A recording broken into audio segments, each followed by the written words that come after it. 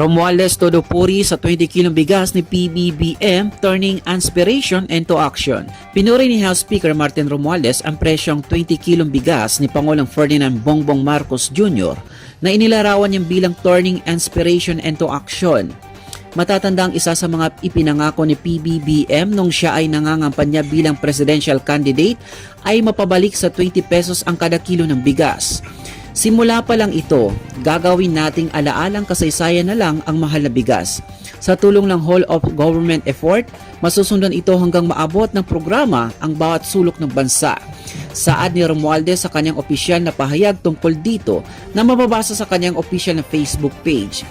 Naniniwala pa raw ang House Speaker na kung makakapasok at maiboboto ang lahat ng mga kumakandidatong senador sa Alyansa para sa Bagong Pilipinas, senatorial slate ng administration, ay tiyak raw ang tuloy-tuloy na pagbabago sa presyo ng bigas. Marami pa tayong batas na dapat ipasa para maipagpatuloy at maipaliwanag o mapalawig ang 20 Rice Program, anya pa. Samantala, nilinaw ng Malacanang na wala umanong halong pamumulitika ang paglulunsal ng gobyerno ng pagbebenta ng 20 kilong bigas. Bumuelta rin ang palasyo hinggil sa naging pahayag ni Vice President Sara Duterte na panghayop umano ang ibebentang bigas na nasabing halaga.